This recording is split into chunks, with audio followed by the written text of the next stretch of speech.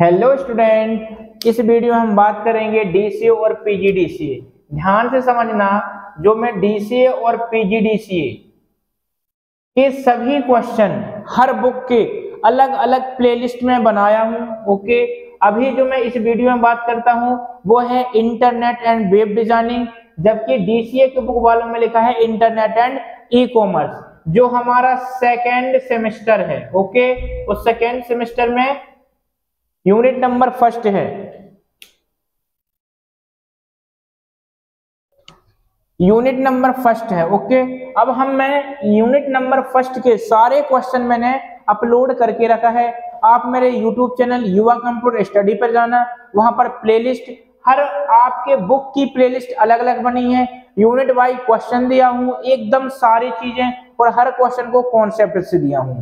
और उन्हीं क्वेश्चनों में से एक क्वेश्चन इंपॉर्टेंट है, इंटरनेट में जो यूआरएल होता है वो किस प्रकार काम करता है, ये क्या होता है, ये सारी चीजें मैं समझाने का प्रयास कर रहा हूं इस वीडियो के माध्यम से। तो सबसे पहले मैं बात करूंगा यूआरएल। जो यूआरएल का फुल फॉर्म होता है वो होता है यूनिफॉर्म, R4 होगा रिसोर्स, यूनिफॉर्म रिसोर्स लोकेटर। क्या होता है? यूनिफॉर्म रिसोर्स लोकेटर होता है इसका फुल फॉर्म। अब ये करता क्या है, जो यूआरएल होता है ना, जो हमारी वेबसाइट होती है, तो उस वेबसाइट की लोकेशन बताने का प्रयास कौन करता है? यूआरएल करता है। जो हमारा यूआरएल होता है, हमारी सर्वर पर जो वेबसाइट सेव होती हैं, उन वेबसाइटों का लोकेशन बताने का काम कौन करता है? यूआरएल। यूआरएल, यू का मतलब क्या? यूनिफॉर्म, और यूनिफॉर्म से क्या मिलता है? यूनिक। यूनिक मतलब क्या होता है? अद्वितीय। अब अद्वितीय जो होता है वो क्या होता है? किसी भी वेबसाइट का यूनिक पता निकालना किसका काम होता है? यूआरएल का होता है। अब मैं आपको यूआरएल को एक डायग्राम के तरीके से समझाने का प्रयास कर रहा हूं। ओके, आप यदि एग्जाम में ये क्वेश्चन आता है तो आपको बहुत सॉलिड आंसर लिखना है, तो थोड़ा सा देखना। मैं बोलता हूं यहां पर http सेमीकोलन डबल स्लैश के बाद www, 3 W रहते हैं, www. मैंने यहां पर लिखा yahoo.com। ये पूरा हमारा क्या कहलाता है? ये कहलाते हैं हमारा पूरा यूआरएल। क्या कहलाता है? यूआरएल। अब यूआरएल के कुछ भाग होते हैं, जैसे पहले वाले भाग को क्या बोला जाता है? पहले वाले भाग को बोला जाता है प्रोटोकॉल। क्या? प्रोटोकॉल बोला जाता है। इसके बाद जो ये हमारा होता है, ये होती है एक प्रकार की सर्विस। क्या होती है? सर्विस, जिसे हम वेब ब्राउजर के नाम से भी जानते हैं। ये हमारी क्या होती है? ये होता है अपना वेबसाइट। ओके, और ये होता है हमारा डोमेन नेम होता है। ओके, तो ये होता है पूरा क्या? यूआरएल। अभी सबका मैं यूज बताता हूं, क्या कैसे काम करता है और इनमें इसका क्या रोल कॉल होता है। ठीक है ना, आप देखते बस चलना। और जो हमारा इतना भाग होता है, इतना भाग जो होता है हमारा, ये क्या होता है? डीएनएस होता है।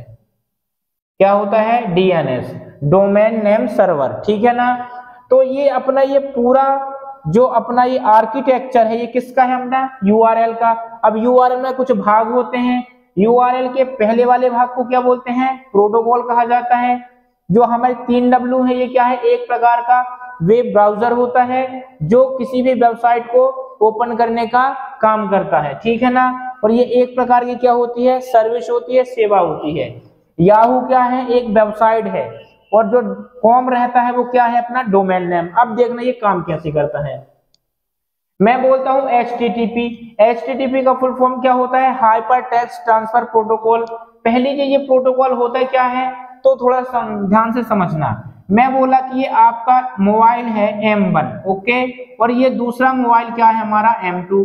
जब किसी एक डिवाइस से डेटा को दूसरी डिवाइस में भेजा जाता है, जब डेटा को किसी एक डिवाइस से दूसरी डिवाइस में भेजा जाता है, तो इनके मध्य में जो नियम लगते हैं, इन नियमों के समूह को क्या कहा जाता है? प्रोटोकॉल कहा जाता है। और इसके पहले मैंने करीबन 14 से 15 प्रकार के प्रोटोकॉल आपको समझाया है। मैं इसी वीडियो के डिस्क्रिप्शन में आपको लिंक दे दूंगा, आप एक एक वीडियो जाके चेक कर लेना। और सारे प्रोटोकॉल एकदम यूनिक कॉन्सेप्ट के साथ हैं। ओके, तो क्या होता है प्रोटोकॉल की मैंने डेफिनेशन बताया। इसके बाद जो HTTP का फुल फॉर्म होता है हाइपर टेक्स्ट ट्रांसफर प्रोटोकॉल। यह प्रोटोकॉल क्या करता है, किसी भी वेब पेज को सर्च करने के लिए, किसी भी वेब पेज को सर्च करने के लिए जिस प्रोटोकॉल का यूज होता है उसे HTTP प्रोटोकॉल कहते हैं, ये चीज का ध्यान रखना। इसके बाद यहाँ पर हमारा सेमीकोलन है, 2 स्लैश लगे हैं, फिर ये 3 W आ गए, ठीक है ना। जो 3 W है वर्ल्ड वाइड वेब। ओके, ये क्या कहलाता है, ये एक प्रकार की सर्विस होती है, वेब ब्राउजर होता है, और विश्व का पहला वेब ब्राउजर WWW है, ध्यान रखना। ओके, और जो WWW की डेफिनेशन होगी वो क्या होगा, जो पूरे विश्व को एक सर्वर से जोड़कर कनेक्ट करके रखा है, जहां पर सारी जानकारी आपको कलेक्ट होती है, वो क्या कहलाता है, 3W कहलाता है, ठीक है ना। याहू क्या होती है, एक वेबसाइट होती है। अब बोलोगे सर जो ये वेबसाइट होती है, इस वेबसाइट की डेफिनेशन क्या होगी, तो बहुत अच्छे से समझना। जैसे आपकी एक बुक होती है, तो बुक के पहले पेज को आप क्या बोलते हो कि ये फ्रंट पेज है, ठीक है ना। इसी प्रकार आप किसी प्रकार की यदि वेबसाइट इंटरनेट में जाकर खोले, तो पहली चीज तो ये है, वेबसाइट खोलोगे तो कौन सा प्रोटोकॉल यूज होता है, HTTP प्रोटोकॉल यूज होता है। और जो वेबसाइट आप ओपन करोगे, ऐसी बात नहीं है कि उस वेबसाइट में मान लो कि 100 पेज है, कितने पेज है, 100 पेज है उस वेबसाइट में, और भी बहुत सारे पेज हो सकते हैं, ऐसा नहीं कि 100 होंगे, कम होंगे, ज्यादा भी हो सकते हैं, नो प्रॉब्लम। तो वेबसाइट के प्रथम पेज को या पहले वाले पेज को क्या कहा जाता है, होम पेज कहा जाता है। क्या बोलेंगे हम, होम पेज कहेंगे। वेबसाइट के प्रथम पेज को होम पेज कहते हैं। और वेबसाइट में प्रत्येक पेज को वेब पेज कहा जाता है। क्या कहा जाता है, प्रत्येक पेज को वेब पेज कहा जाता है। और वेब पेज के कलेक्शन को, मतलब वेब पेज के ग्रुप को क्या बोलते हैं हम, उसे बोलते हैं वेबसाइट। ये चीज का कॉन्सेप्ट क्लियर हुआ कि वेबसाइट क्या होती है, और वेबसाइट कहां पर स्टोर होती है, सर्वर के अंदर पर होती है, ठीक है ना। और बात करते हैं .com, तो ये क्या होता है, डोमेन नेम होता है, जो आपको यह पहचान बताता है कि जो हमारी वेबसाइट बनी है वो किस लिए बनी है, ठीक है ना। मतलब कि वेबसाइट का कारण कौन बनाता है, बताता है अपना .com। .com का मतलब क्या होता है कि जो ये वेबसाइट बनी है इसका यूज आप कमर्शियल रूप में कर सकते हो। कमर्शियल रूप में मतलब व्यावसायिक संस्थानों के लिए, ठीक है ना। और यदि मैं यहीं पर edu लगा दिया, edu मतलब एजुकेशन लाइन में, एजुकेशन का मतलब क्या हुआ कि यदि आपने yahoo.edu लगाया तो आप समझ जाना कि जो ये वेबसाइट बनी है वो शिक्षा संस्थान के लिए बनी हुई है। ऐसे यहाँ पर करीबन 8 से 10 डोमेन नेम मैं आपको पिछली वीडियो में बताया था, जो एकदम पूरी तरह कॉन्सेप्ट क्लियर किया था, ठीक है ना। इसके बाद यदि आप किसी भी प्रकार का URL में से, ये सारा आर्किटेक्चर क्या कहलाता है, हमारा URL कहलाता है। यदि URL में यदि मैं प्रोटोकॉल वाला भाग निकाल देता हूं, ये वाला भाग निकाल देता हूं, तो जो ये भाग बचता है मेरा, वो क्या कहलाता है, वो कहलाता है DNS, डोमेन नेम सर्वर कहलाता है। ये चीज का ध्यान रखना। अब इसमें कुछ इंपॉर्टेंट और बातें हैं कि जो हमारा URL होता है, इसमें पहले वाले भाग को HTTP कहते हैं, फिर ये कोलन से और 2 स्लैश से क्या होता है, दूर हो जाता है। फिर जो 3 बचते हैं W, याहू और कॉम, इनके बीच में डॉट लगा होता है और लगाना अनिवार्य होता है, ठीक है ना। तो ये होता है पूरा URL का कॉन्सेप्ट।